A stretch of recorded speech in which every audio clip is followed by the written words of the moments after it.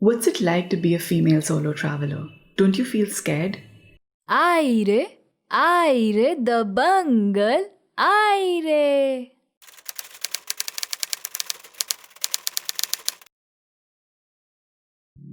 What's it like to be a female solo traveler? Don't you feel scared? How do you manage to visit remote offbeat places by yourself? I wish I wasn't asked these questions so often, but I understand where they're coming from. Girls are often made to believe that it's unsafe for them to go out by themselves, let alone travel to other cities, districts, and even countries. These fears aren't without reason, especially coming from places like Delhi and UP where the crime rate is high, and whether we like it or not, there are certain precautions we need to take. Having said that, we often miss out on life because of the fear of what might happen if something goes wrong. Do I want to live my life fearing the worst while missing out on the best? Nope. Travel for me is an important part of life. Excluding vacations with family as well as occasional school trips, my first foray into visiting different parts of the country was through my professional work. Working with NGOs in India meant that I got to visit remote districts and villages, places that I otherwise may not have had access to, without the pressure of having to figure out the logistics all by myself, because I usually had a local person accompanying me. I got to interact with people from different communities, eat home-cooked traditional food in different states, explore different terrains, and experience and learn more about different cultures. It was more educational than anything I've learned in college or school. Once I'd earned and saved enough money for personal travel, I started exploring places that had otherwise felt out of reach. Places in Northeast India, high altitude terrains like Ladakh and Spiti, as well as countries like Myanmar, Vietnam, and Cambodia. By now, the travel industry had experienced a boom, so it was much more easier for me as a solo traveler to figure out where to stay, how to go around, where all to go. The more I traveled, the more I learned about the world around me. I ate food I'd never heard of. I met people belonging to tribes and communities that never found a mention in my textbooks. I visited villages that were only accessible by foot.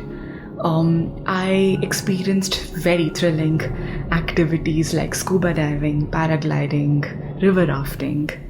I saw the Milky Way,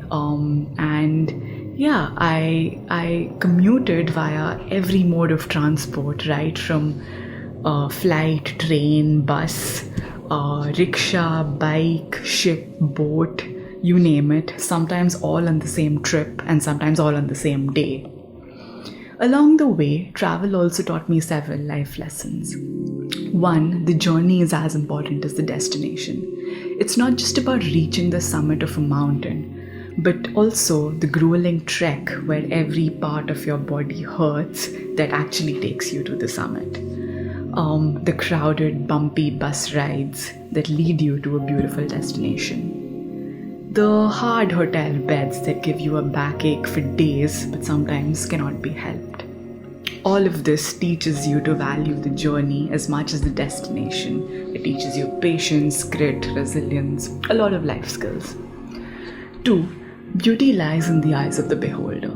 It's not just about visiting the most picturesque, beautiful, tourist popular destinations, but also finding joy and beauty in the most unassuming places.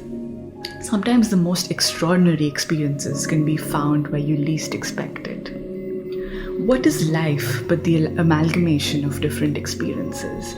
Diverse experiences that sometimes push you out of your comfort zone, make you face your own fears and insecurities, and generally make you a stronger person.